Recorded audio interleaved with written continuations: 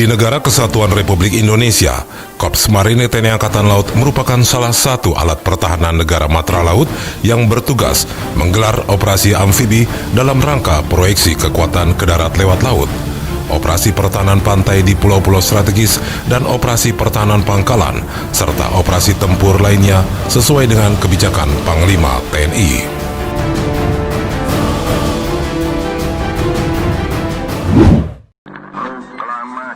Korps Marinir lahir dan terbentuk seiring dengan berdirinya Negara Kesatuan Republik Indonesia, tepatnya pada 15 November 1945.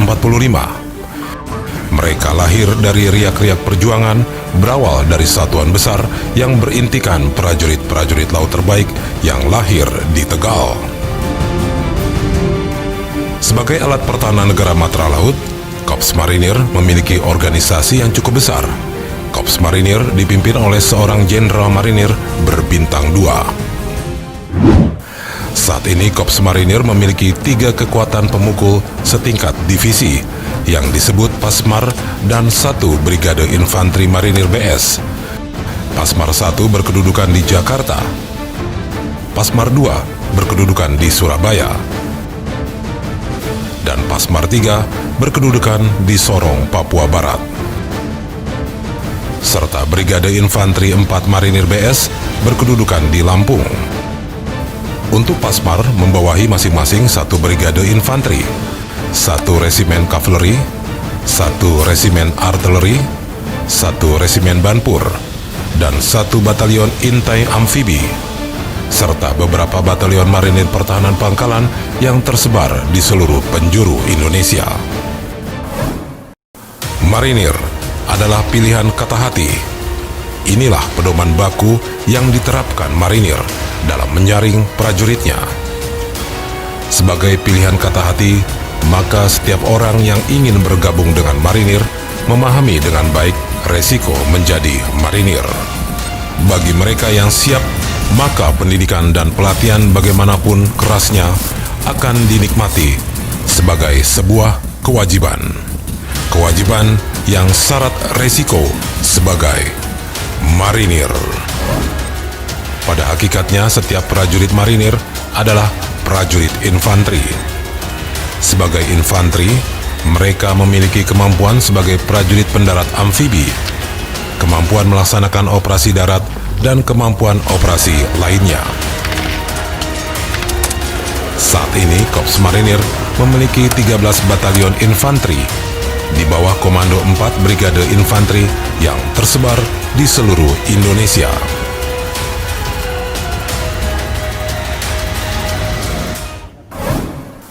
Sebagai pasukan pendarat, Kavaleri Marinir didukung kendaraan-kendaraan tempur amfibi yang mampu beroperasi di darat dan laut.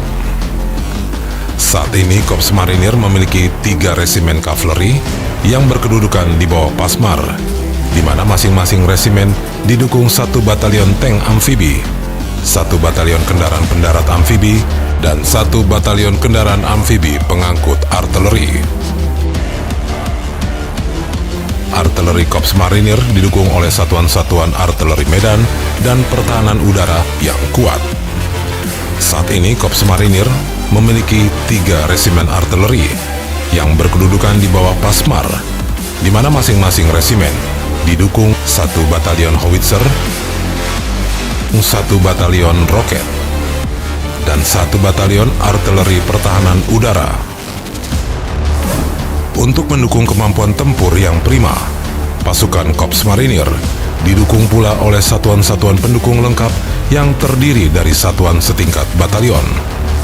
Saat ini Korps Marinir memiliki 3 resimen bantuan tempur yang berkedudukan di bawah Pasmar, di mana masing-masing resimen didukung 1 batalion perbekalan dan peralatan,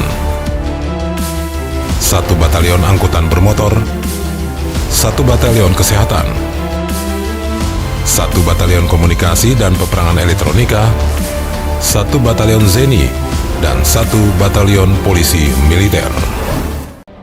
Selain satuan-satuan tersebut, Korps Marinir pun memiliki satuan intai amfibi Marinir di bawah kendali langsung Pasmar.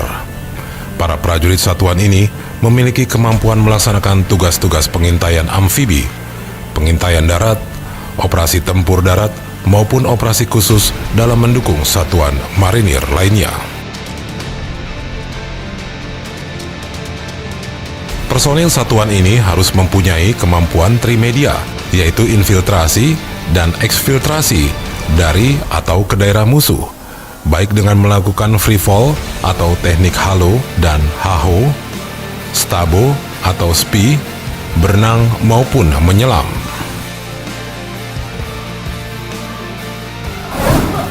Selain pasukan khusus intai amfibi, Korps Marinir pun memiliki satuan khusus anti-teror yang dikenal dengan sebutan Detasemen Jala Mangkara atau Denjaka. Satuan ini merupakan kumpulan prajurit khusus gabungan anggota pasukan elit TNI Angkatan Laut, yakni Komando Pasukan Katak atau Kopaska, dan Batalion Intai Amfibi atau TAIFIB Marinir.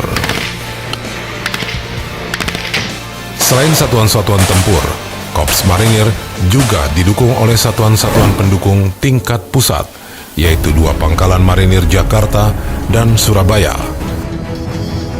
1 komando latih marinir, dan 1 rumah sakit kelas 2. Pangkalan Korps Marinir bertugas memberikan dukungan dan pelayanan satuan, pemeliharaan alat utama, penyiapan perbekalan satuan operasi, pelayanan jasa konstruksi, perawatan personil, dan penyiapan satuan korps musik.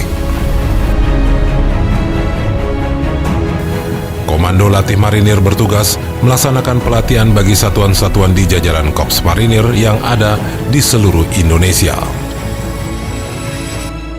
Dalam rangka meningkatkan kesiapan dan kesiapsiagaan, Korps Marinir melakukan pembinaan personil dalam bentuk pembinaan latihan yang terukur, terencana, berjenjang, dan berkelanjutan untuk membentuk profil prajurit marinir yang profesional.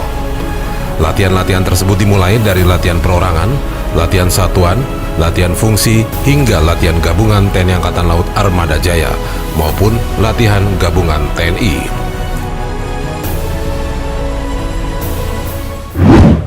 Selain itu, Korps Marinir juga secara rutin melaksanakan latihan bersama dengan militer negara lain dengan tujuan meningkatkan kemampuan profesionalisme, pengalaman, wawasan, interaksi, dan interoperability para prajurit dalam menghadapi tuntutan tugas ke depan, serta untuk mempererat kerjasama kedua negara.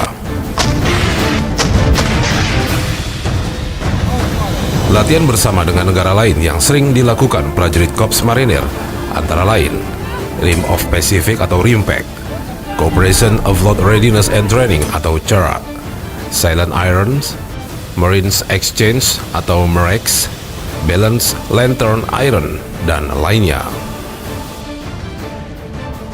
Sebagai bagian dari alat pertahanan negara yang selalu siap mempertahankan kedaulatan negara kesatuan Republik Indonesia, Korps Marinir selalu dilibatkan dalam kegiatan kemanusiaan yang digelar dalam kerangka operasi militer selain perang. Dengan memiliki kesenjataan yang cukup lengkap, dengan dukungan personil besar dan alat utama sistem senjata yang kuat, Korps Marinir siap menjadi benteng pertahanan negara kesatuan Republik Indonesia dan siap mempertahankan setiap jengkal tanah Indonesia. Prajurit Korps Marinir pun siap ditugaskan di mana saja dan kapan saja dibutuhkan oleh negara. Ini semua dilakukan untuk mewujudkan postur kekuatan marinir yang hebat dan profesional, serta menjadi kebanggaan bangsa dan negara Indonesia.